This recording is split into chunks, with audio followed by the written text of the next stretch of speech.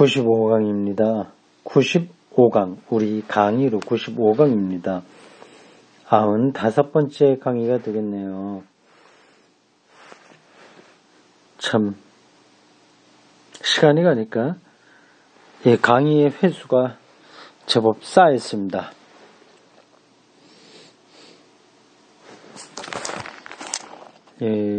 책이 제법 두껍죠.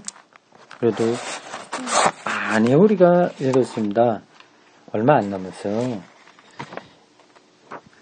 참고도서하고 뭐 등등 빼고 보면 이 전체가 465쪽인데 오늘 472쪽에 해당합니다. 21장 믿음과 사랑 2. 몇 가지 문제. 믿음과 사랑이라고 하는 제목은 앞에 장 20장에도 있었던 겁니다. 믿음과 사랑. 이게 뭐 설교 제목처럼 나이브하게 들리는데 그렇지는 않습니다. 기독교 신앙과 실제 삶, 윤리 뭐 이런 것들입니다. 그게 그렇게 간단하게 해결되지 않잖아요.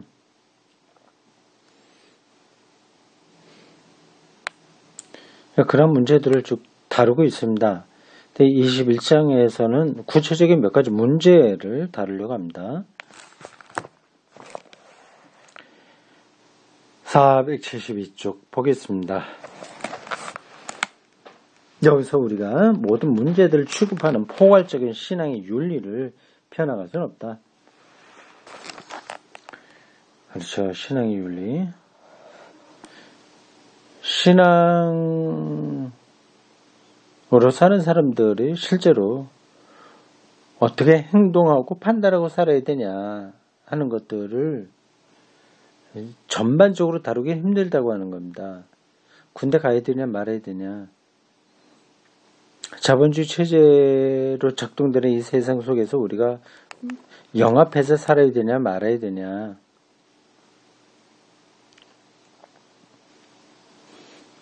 그런 문제들도 있고요. 인공지능 이러한 과학의 발전 앞에서 우리 기독교인들이 그걸 받아들여야 되냐 말아야 되냐는 그런 것도 있겠고요. 한 기독교인 과학자가 국방부 무기 개발 이런 데 참여해서 그런 걸 직업으로 갖고 살 수 있냐는 문제도 가능합니다. 굉장히 복잡해요. 이런 이 사회 속에서 인간이 사는 게 옛날에 비해서 지금 더 복잡하게 됐습니다. 그러니까 신앙윤리를 포괄적으로 우리가 여기서 다룰 수는 없는 겁니다. 현대가 제기하는 수많은 문제들을 고려할 때 이 책처럼 제한된 지면에서 그것을 시도하는 것은 우스운 일이 될 것이다. 몇 가지 뭐 설교조로 얘기하는 것으로 문제가 해결되지 않으니까요. 그렇습니다. 그러므로 아래에 선정된 6문제를 6개 주제가 나오겠군요. 윤리신학의 축소판으로 보아서는 안 된다. 요거로 다 모든 게 해결된다고 생각하면 안 된다는 겁니다. 다만 몇 가지 구체적인 예를 들어 그리스도교 신자가 위에서 노한 근본적인 고찰을 토대로 어떻게 윤리적 기준을 찾을 것이며 윤리적 결단을 내릴 수 있는지를 예시하고자 할 뿐이다. 하나의 예로서 어떤 방향을 제시할 뿐이지 그러니까 일일이 다 모든 것들에 대한 대답을 줄 수는 없다는 겁니다. 당연하죠. 실예는 지금의 문제들 중에서 취하기로 한다. 지금 몇 년쯤입니까? 70년대 초에 나왔으니까 근데 그 계획되고 연구될 때는 60년대까지 포함될 텐데 그때하고 지금은 또 시대가 많이 달라요.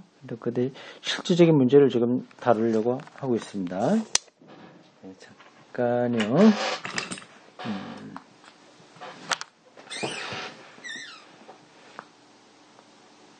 잠깐만요.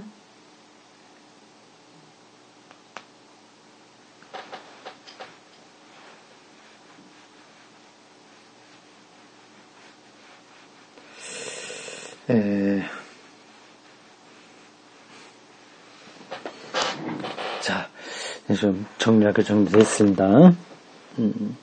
참, 이게, 자, 보겠습니다. 다만 몇 가지 구체적인 예를 들어서 그리스도 그 신자가 위에서 논한 근본적인 고찰을 토대로 어떻게 윤리적 기준을 찾을 것이며 윤리적 결단을 내릴 수 있도록 있는지를 예시하고자 할 뿐이다. 하나의 예로서 말할 뿐이니까 그걸 절대적인 것으로 생각하지 말라는 겁니다. 그것으로 모든 문제가 해결되는 건 아닌 겁니다. 실예는 지금의 문제들 중에서 취하기로 한다. 지금 그 당시에요. 70년 어간입니다. 1970년 어간이에요. 오늘은 완전히 또 상전 벽해와 같은 새로운 시대가 됐죠. 오늘의 문제는 또 오늘 우리가 또 판단해야 됩니다. 이 윤리적인 가치 판단 이거는 계속 바뀝니다. 십계명으로 그 모든 걸 다 해결할 수는 없는 겁니다. 바울이 편지에서 몇 가지 그 당시에 윤리적 기준을 말한 게 있다고 해서 그걸 오늘 우리들에게 그대로 적용할 수는 없습니다. 실례는 지금의 문제들 중에서 취하기로 하자. 그러나 가장 긴급한 윤리 문제라는 것을 미리 결정하고 실제 이해를 선정한 것은 아니다. 실은 지나친 간소화의 과오를 범하지 않으면서도 적은 지면의 한 문제로 논의할 수 있는 것을 선정의 기준으로 삼았다. 지면에 제한이 있으니까 그래도 모든 사람들에게 중요하다고 생각하는 기준들로서 이 어떤 구체적인 문제를 얘기하려고 하는 겁니다. 아래의 설명에서 무엇인가 아쉬움을 느끼는 사람은 이 책에 제한된 테두리 내에서 그것이 도대체 논술될 수 있는지를 생각해 주기를 바란다. 너무 많은 걸 요구하지 마시라. 그 얘기입니다. 그러나 아래의 논술하는 윤리 문제를 이 책에서 어떤 방법으로 대답하고자 하는지를 파악한 사람은 다른 윤리 문제에 관해서도 무엇인가 도움을 받을 수는 있을 것이다. 그렇죠. 이 책이 몇 가지 예시된 것을 설명하는 걸 잘 따라가면 그 다음에 자기 문제는 자기 해결할 수 있다고 하는 겁니다. 첫 번째, 종교의 자유와 관용.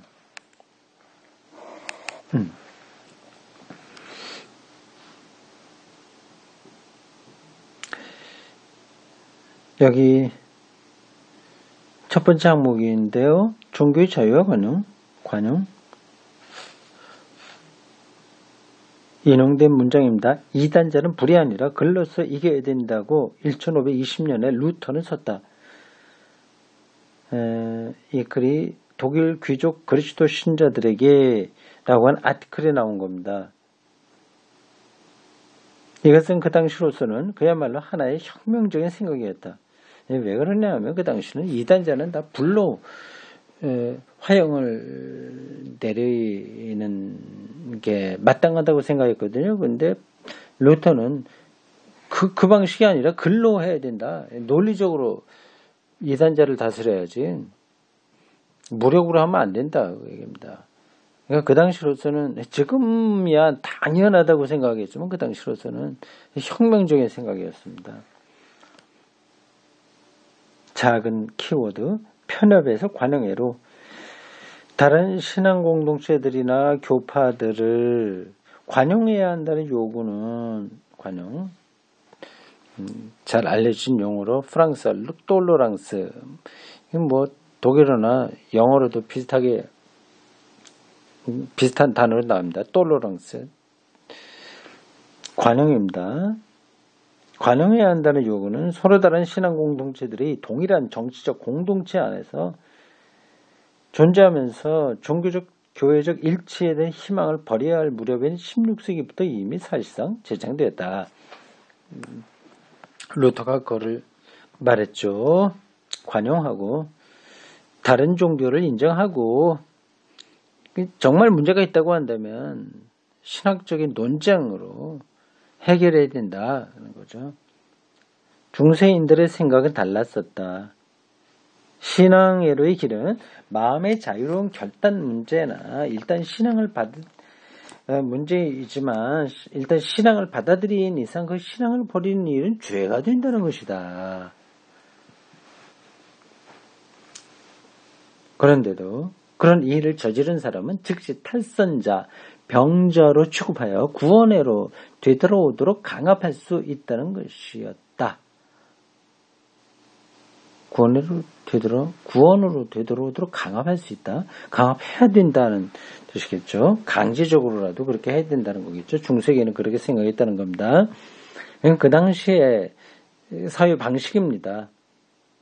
이렇게 중세 신학자들은 유대인과 이방인들에 대해서는 적어도 이론상으로 관대했으며 아무런 신앙의 강요도 가하지 않았지만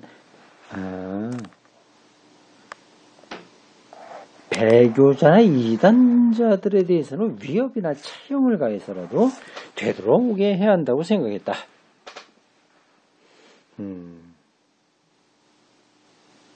더구나 중세 후반에 와서는 체형의 위협이 내적 회개를 효과적으로 촉진한다고까지 생각했다. 그 당시는 그래 생각했습니다. 지금 시각으로는 이해가 안 되는 거겠지만요.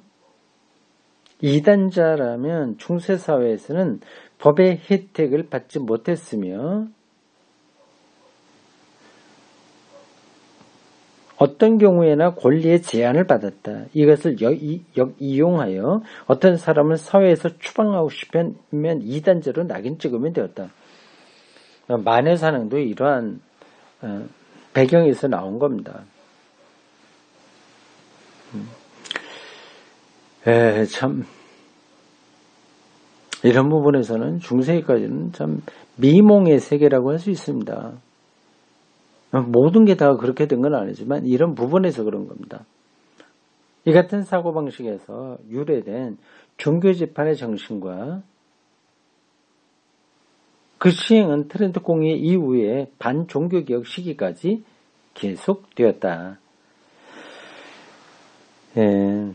종교재판, 이단자들을 처벌하는 거죠. 그 방식으로 되돌아오게 할 수 있다고 생각한 겁니다. 트렌트 공의회 1545에서 1563년에 있었던 로마 가톨릭 교회의 가장 큰 공회입니다.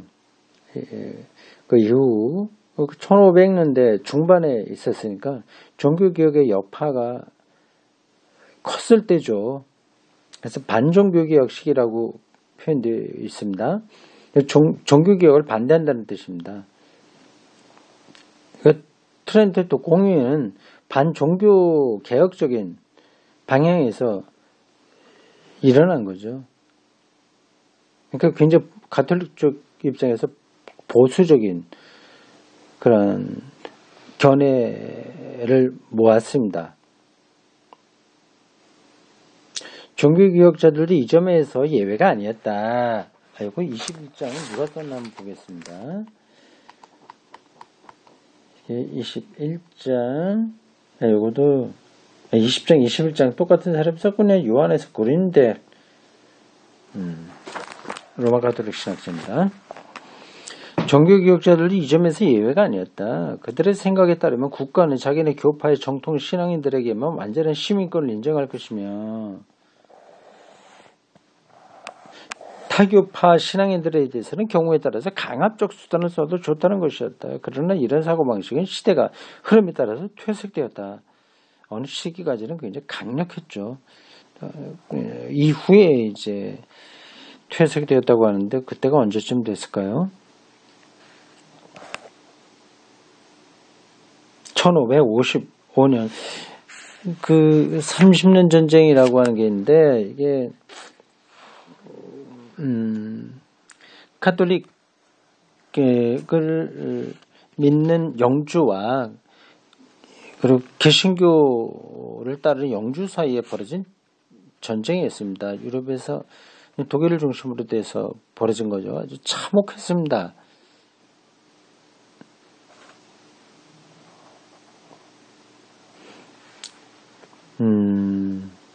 그 어떻게 연관되는지는 뭐 더 복잡하니까 넘어가겠습니다. 저도 잘 모르겠어요.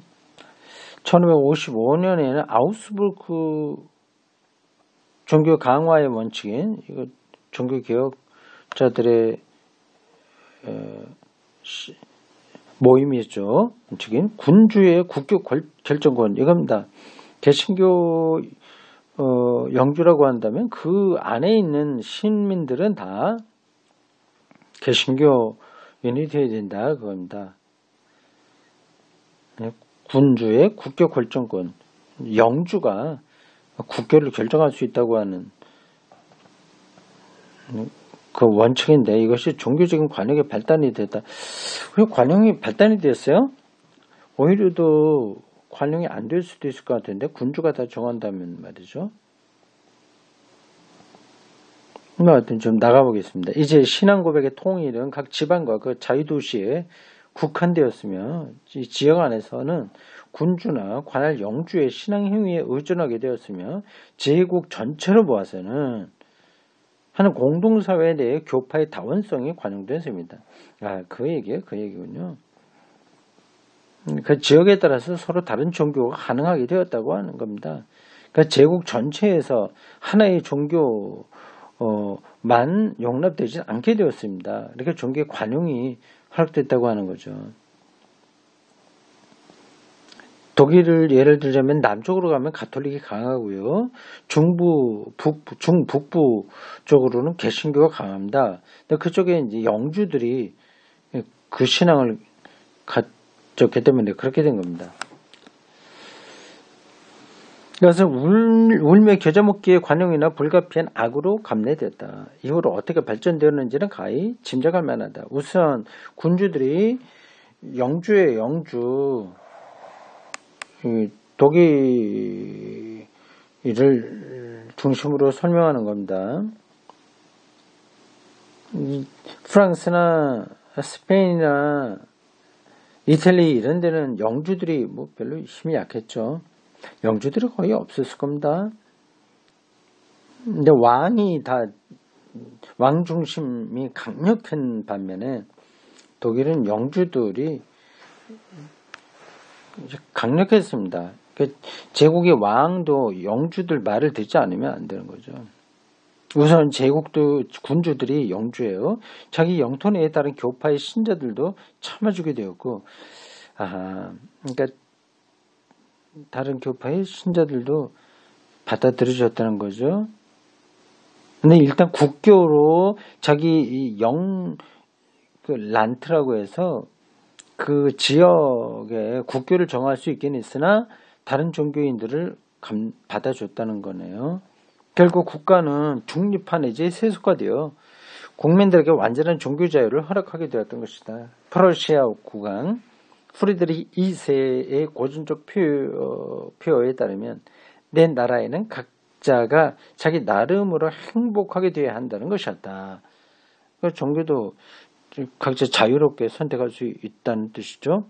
오늘날에 있어서는 이러한 진전이 이미 종결된 지 오래다. 이건 뭐 오래 끝난 얘기입니다. 그러나 중세기 때는 그게 굉장히 심각한 거죠. 했던 거죠. 다음 키워드 관용과 종교자유. 불가피한 악의 감내라는 요구는 결국 적극적 관용, 즉 다른 종교적 신념을 존중하자는 요구로 변해갔다. 종교자유는 양심의 자유의 일부다. 신앙의 신념은 양심에서 구속력을 발생한다. 사람은 자기 양심을 거슬러 행동하도록 강제될 수 없듯이 공사간에 자기의 종교적 신념에 따라서 알고 행동하는데 저지를 받을 수 없다. 똑같은 이유에서 누구나 신앙을 공적으로 고백하고 다른 사람을 이 신앙으로 인도하기를 시도할 수 있다. 즉 선교가 가능하다는 이론이 나온다. 점점 종교 자유가 확장되고 있었습니다. 종교 자유의 요구를 시인하는 일은 그리스도교 신자들에게 반드시 쉬운 일만은 아니었다. 특히 그리스도 신자가 어떤 사회나 국가의 대부분을 차지하고 있는 경우에 더 그러하다. 그렇죠. 가톨릭 교회는 이제 2차 바티칸 공의회에서 종교 자유에 관한 선언을 통해서 그 입장을 천명했다. 그리스도교 신앙은 하나님이 이례적인 방법으로 또 전 세계에 대한 구속력을 가지고 자신을 계시하셨음을 확신하고 있다. 그러나 이 그리스도교 신앙이 절대적이다는 걸 알고 있지만, 그러나 이 신앙은 자유롭게 받아들여진다. 강제가 될 수 없는 거죠. 그렇지 못할진데 이는 신앙의 본질과 인간의 존엄성에 어긋나는 일이다. 자유롭지 않고 강제적으로 되는 것은 그건 잘못됐다. 그래서 바티칸 공의 2차 공의회에서 선언했습니다. 그러므로 종교 자유를 요구하는 것은 단지 악을 참는다는 데 불과한 것이 아니다. 종교의 자유는 양심의 자유와 마찬가지로 인간의 기본권에 속한다. 사람은 잘못할 수도 있다. 그러나 다른 사람이 자기의 잘못을 확인할 수도 있다. 그러나 자기 신앙의 확신을 따르는 데서 방해를 받지 않는 것만이 인간의 존엄성을 보존하는 길이다. 종교 자유가 인간 존엄성을 유지하는 길이다고 하는 결과로 이런 겁니다. 잘된 거죠. 당연히 그래야 되죠. 종교 자유를 기본권으로 선포한 교회는 역사상 새로운 성숙 단계로 접어들면서 중세를 탈피했다. 나왔어요. 미몽의 세계에서 빠져나온 겁니다. 그러나 신앙인들을 옹호하고 신앙의 위협에서 보호하는 것이 교회의 의무라고 생각하는 곳에서는 신자를 계속해서 신앙의 유년기 상태에 머물게 한다. 억지로라도 교회 나오게 하는 겁니다. 유년기 상태죠. 종교 자유를 일반적 기본권으로 인정하는 데서 국가적으로는 내적 평화가 증대되고 교회를 보아서는 신앙의 성숙을 촉진하게 되는 것이다.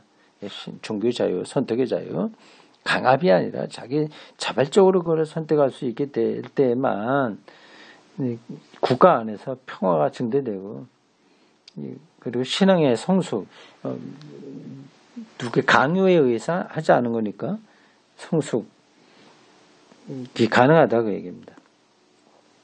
다음 키워드 진리와 관용. 국가와 사회가 종교 자유를 보장한다고 해서 각 개인이나 교회가 진리 탐구의 책임에서 벗어나는 것은 아니다. 그러니까 자기 종교가 진리라고 하는 것을 위해서 용맹정진 해야 되는데 그런 거마저 교회가 게을리하면 안 되는 거죠. 도리어 종교 자유야말로 진리 탐구를 위한 완전한 자유를 의미한다. 관용을 해석하기를 원칙적으로 진리를 위한 정신적 노력에서 그래서 모든 것을 긍정하는 태도, 이것도 좋고 저것도 좋다 뭐 그런 식이요. 무엇이나 다 같고 옳고 다 같이 틀린 것으로 여기는데 태도라고 한다면 이런 관용의 개념에 대한 오해다. 그렇죠. 종교 다원주의 뭐 그게 현상이지만 그거를 기독교인이 그대로 받아들이는 거는 그건 관용은 아닌 거죠. 자기가 믿고 있는 종교가 진리라고 하는 것을 부단히 설득시켜야 됩니다. 이러한 오해는 쉽사리 생길 수 있다. 기독교적으로 좀 성숙한 사람이라고 해서 그래 불교도 좋고 저것도 좋아 나 괜찮아 뭐 우린 나 이해해 이렇게 태도를 취한다면 그건 잘못된 겁니다. 이러한 일은 진리를 확신한다고 말하고 그렇게 살고자 노력한 그리스도 신자들의 거듭된 실패에 대한 환멸에서 생길 수 있는 것이다. 그렇죠. 모두가 다 마찬가지라고 보는 식의 관용은 너도 좋고 나도 좋고 다 종교는 똑같아. 이런 것은 나아가 그리스도 신자로 하여금 그리스도 신자들은 포기하게 한다. 그리스도 신자가 이러한 경향을 거부하는 것은 비관용이 아니다. 그러니까 자기 신앙에 진리를 붙드는 것은 비관용은 아닌 겁니다. 오히려 이것도 관용을 요구하는 것이 비관용이다. 참된 관용은 신앙을 받아들이고 보존하는 자유를 보증해 중요한 얘기입니다. 참된 관용은 신앙을 받아들이고 보존하는 자유를 보증해 주는 것이지. 성급히 무엇이 신앙의 진리라고 더구나 신앙의 진리 같은 거 없다고 판단해 버리는 것을 뜻하는 것은 아니다. 관용, 이거는 자유를 보증해 주는 것이지 상대성, 종교의 상대성 떨어지는 건 아니다. 그 얘기입니다. 저도 동의합니다. 따라서 참된 관용은 점유자의 독성과 지배욕과 자만을 배격한다. 참된 관용은 자기 지식이 단편적임을 알고 있다. 그래서 그리스도교 내외의 다른 신앙 공동체에서도 그리스도교 신앙을 극도로 비판하는 사람들에게까지도 그리스도의 흔적을 찾아낼 줄 안다. 하나인 세계는 하나죠. 세계가 함께 성장함을 바라보면서 그리스도교 신자는 확실히 많은 것을 배울 수 있는 것이다. 다른 종교에서는 많은 걸 배울 수 있습니다. 종교 자유의 기본권도 다른 기본권과 마찬가지로 다른 사람의 자유와 접촉되는 한계선을 가지고 있다. 종교 자유는 공동체에 있어서나 민족 사이에 있어나 평화를 침해해서는 안 된다. 폭력적으로 행사돼서는 안 되죠. 종교 자유를 빙자하여 이러한 일을 감행하는 사람에게 있어 이러한 종교 자유는 저지되어야 한다. 이 모든 것은 일반 원칙으로서는 쉽게 이해가는 것이긴 하지만 세부로 들어가서는 문제가 생긴다. 뭐냐? 종교 자유를 구실로 인간의 희생을 요구할 수 없다는 것은 쉽게 이해되지만 예컨대 현대 무당이나 다른 미신들은 어떤 상태에 있는가? 사회, 국가, 교회는 이런 것들을 관용해야만 되는가? 그렇죠. 무당, 이건 종교로서의 의미는 없는 거잖아요. 혹세 무민한다면, 그것도 관용으로 다 용납해야 되냐는 건 그렇게 간단한 문제는 아닙니다.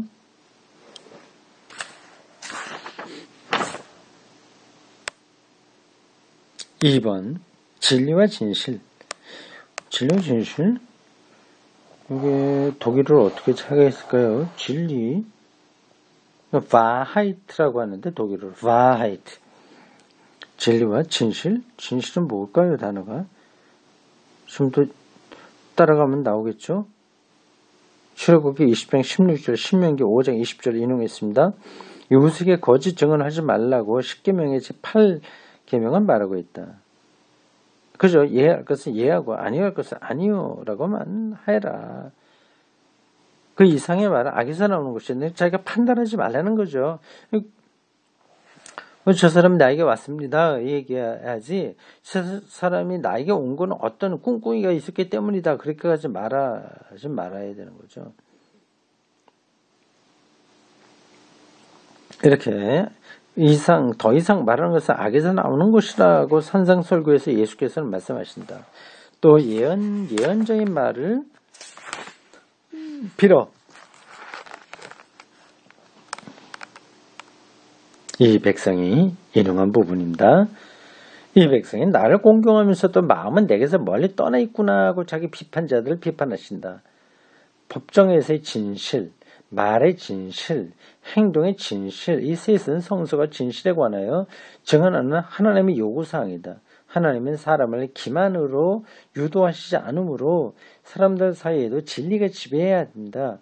교회는 하나님의 이 요구를 모든 사람에게 선포해야 된다.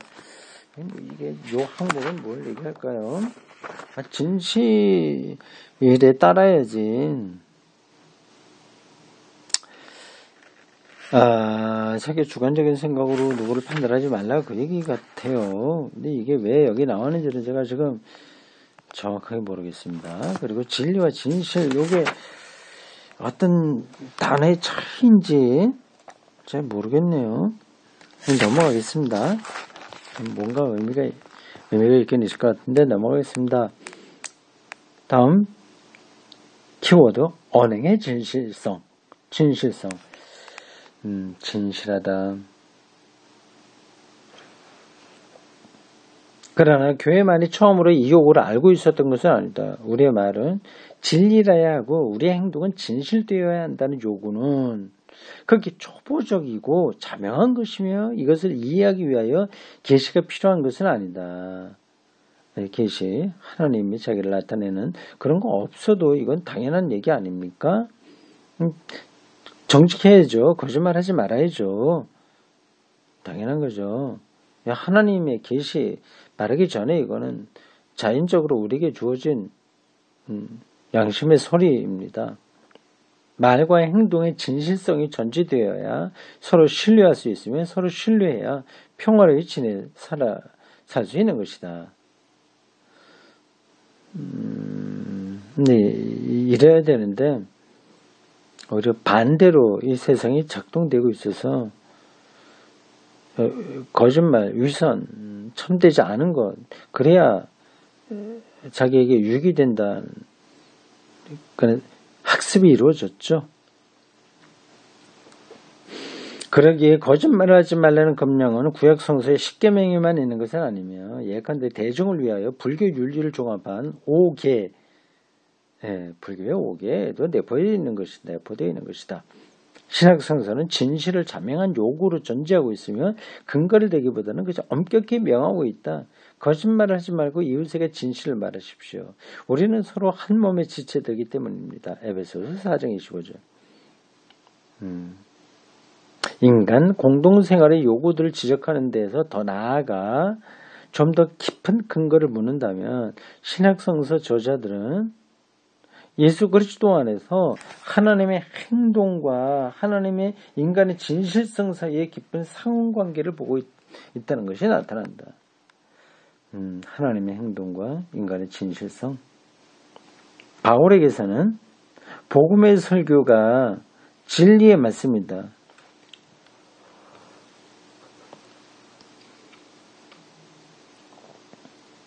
요한은 예수를 진리 자체라고 말하며 악마를 거짓말의 아버지라고도 말한다. 따라서 거짓말을 하거나 거짓되게 사는 사람은 하나님이 아니라 하나님의 적대자를 아버지로 삼는 것이다. 복음서에서 예수의 성격에 관하여 무언가를 발견할 수 있다면 참신한 진실성이야말로 두드러진 특징을 이루고 있는 것으로 보인다. 그렇죠. 진실성이 진리하고 어떻게 차이가 있는지는 모르겠습니다. 진리는 밖에 있는 거라고 하면 진실은 자기 내부에 있는 것? 그런 정도로 볼 수 있을까요? 그분에게서는 내적으로나 외적으로나 생각과 말, 행동과 외양이 일치되어 있으며 일치성, 이게 진실된 거군요. 죽음의 위협도 이를 깨뜨릴 수가 없다. 유대교의 율법학자나 권력자들과 논쟁하는 예수의 모습에서 우리는 이 점을 잘 알 수 있는 것이다. 이 모든 것은 너무나 확실한 것이어서 장황한 이론은 사족일 뿐이다. 그래서 진실성의 강조입니다. 그러나 진실성의 한계는 어디까지냐 하고 묻는다면 문제는 복잡해진다.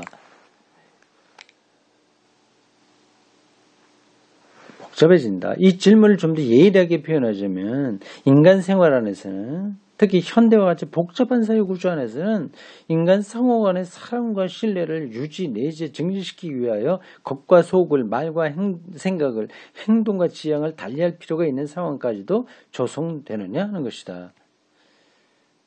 그렇죠.